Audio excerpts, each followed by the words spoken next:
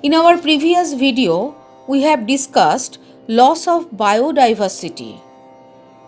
We have taken some examples of organisms which have become extinct and that are enlisted in the red list or the red book proposed by IUCN. We have also discussed the consequences of the loss of biodiversity in a region. Already, there were 5 episodes of mass extinction of species. The most discussed one is the extinction of dinosaurs. Dinosaurs are the reptiles and the cold-blooded animals. It is told, different theories are there, but the most common theories are the climate change and the change in the vegetation, which are responsible for the extinction of dinosaurs. So, whatever may be the reason for that climate change or the vegetational change, that means that are the natural. 5 episodes of extinction of species were natural, but now we are facing 6th episode of extinction, and it is not natural. It is because of human activities. We are going to discuss now in this video the causes of biodiversity losses. There are 4 major causes of biodiversity losses which collectively call the evil quadrant. What are the causes? Number 1, habitat loss and fragmentation. Number 2, overexploitation. Number 3, alien species invasions. And number 4, co-extinctions. One by one, we will discuss these 4 categories along with examples which are responsible for the biodiversity loss. First one, habitat loss and fragmentation. This is the most important cause driving animals and plants to extinction. Once covering more than 14% of the Earth's land surface, the tropical rainforest now cover not more than 6%, and it is because of human activities. We know the name of Amazon rainforest. It is known as the lungs of the planet. It is responsible for harboring millions of species, but now that are regularly cleared and cut for cultivating soybeans or for conversion of grasslands for raising beef cattle.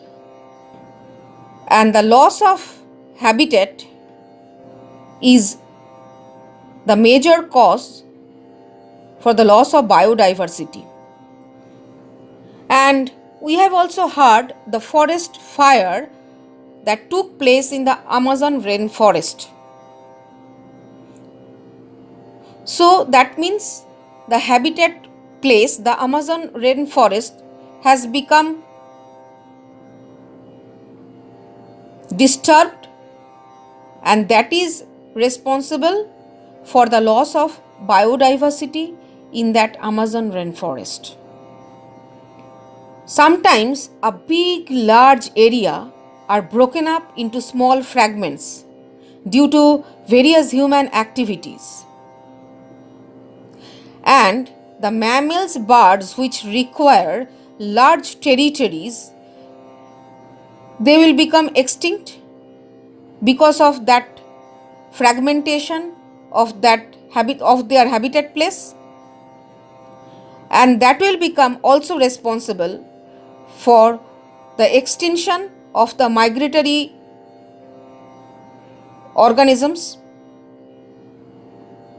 their population will also decline and gradually will become extinct. Sometimes in the newspaper we read that the wild animals are taking away the babies or the domestic animals regularly from a particular village. Actually, the villages are made in that, but in a particular forest. So that means the forest, the habitat has been lost or has been broken up into fragments. Therefore, the wild animals like tiger, wolf, they are entering into the localities and taking away the babies or the domestic animals. Now, the second category is overexploitation. When need turns to greed, it becomes a problem. And it is going on. Many species become extinct because of these overexploitation. Some examples are Steller sea cow, passenger's pigeon, and even dodo. We have taken the example of dodo beforehand, now become extinct, and 40 to 50 years back they were present in the Mauritius. These dodo birds were killed enormously for its flesh. So now it has become extinct. Similarly, Steller sea cow, passenger's pigeon, because of over exploitation, become extinct. Presently, many marine fish populations around the world are over harvested and they are now becoming endangered. Over harvested compared to the rate of reproduction, that is rate of harvesting is more compared to the rate of production of that marine fishes. So now they are in the endangered list, and if we don't take any action, then in near future they will become extinct. Now the next category, alien species invasion. That is the introduction of the alien species or the foreign species into a particular country, particular region. And these alien species invasion or the introduction is responsible for the extinction of indigenous species. Let's take some examples. Nile perch introduced into Lake Victoria in East Africa, and it became responsible for the extinction of cichlid fish in that lake. More than 200 species of cichlid fish in that lake. Why? Nile perch introduced into that Lake Victoria. So they are the alien species. So in that Victoria lake, there is no predators for that Nile perch. There is no pathogen which can infect Nile perch. So they grow enormously and in an uncontrollable way and become responsible for the extinction of 200 species of the cichlid fish. Similar example, carrot grass, Parthenium, lantana, and the water hyacinth. that are also alien species for the India. But the thing is that the Nile perch introduced intentionally for some purpose, deliberately. But Parthenium and the Lantana, they have introduced in India unintentionally. That is, when the cargo ship entered, along with that cargo ship, that Parthenium and the Lantana plants also introduced and become responsible for the extinction of the local varieties. As there is no pathogen and which are responsible for infecting that Parthenium or the Lantana, they grow in an alarming rate. Water hyacinth, Eichhornia crassipes, also introduced in India for its beautiful violet colored, mauve colored flower. But as there is no pathogen, these water hyacinth grow in an enormous rate, now has become the terror of Bengal, responsible for taking all the dissolved oxygen from the water bodies and thus responsible for the death of all the aquatic organisms. The recent illegal introduction of the African catfish Clarias gyripinus for the aquaculture purposes is posing a threat to the indigenous catfishes in our rivers. Now the next category, that is the co-extinction. When a species becomes extinct, the plant and the animal species associated with it in an obligatory way also become extinct. When a host fish species becomes extinct, its unique assemblage of parasites also meets the same fate. Let's take some more examples. Dodo and the Calvaria tree. Dodo and the Calvaria tree showed the symbiotic association. Dodo used to take the seeds of the Calvaria tree, that is their food, and the seeds of the Calvaria tree could not germinate if these do not pass through the digestive system of the dodo bird. Now when the dodo bird became extinct, so that time the Calvaria trees were also endangered. But in that Mauritius, similar type of birds are immediately introduced to protect Calvaria tree.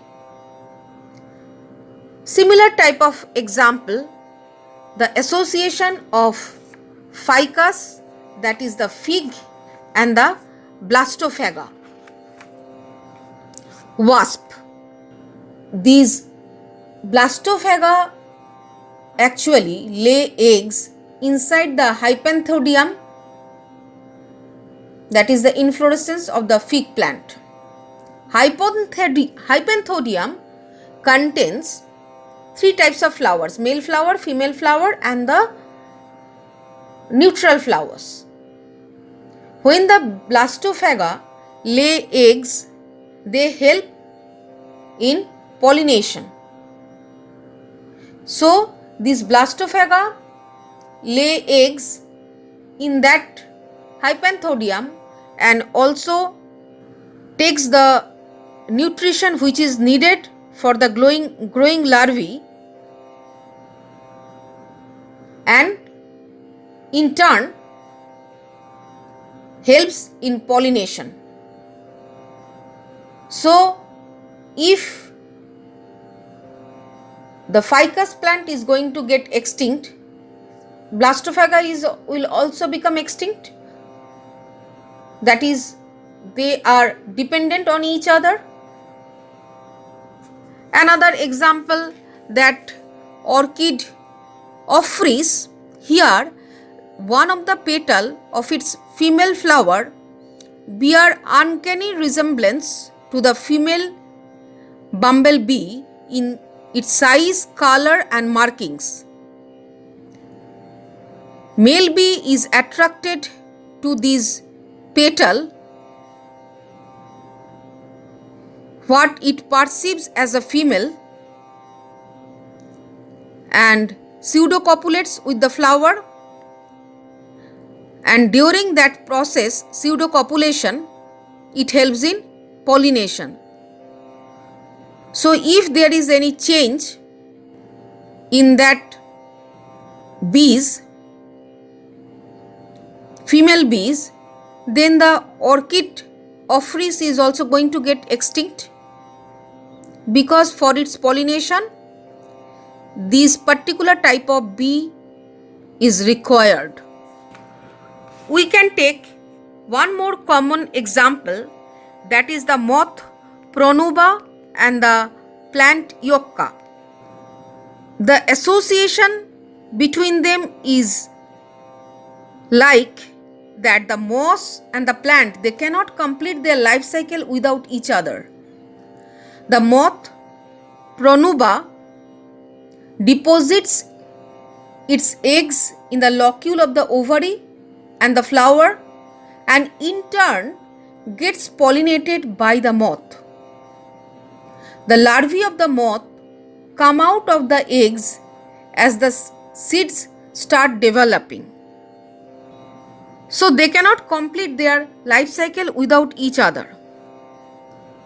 So if there is a change in the life cycle of Pronuba, if they do not lay eggs in the locule of the ovary of the Yucca, then Yucca plant gradually will become extinct as there will be no pollination. So the co-extinction can also become responsible for the loss of biodiversity.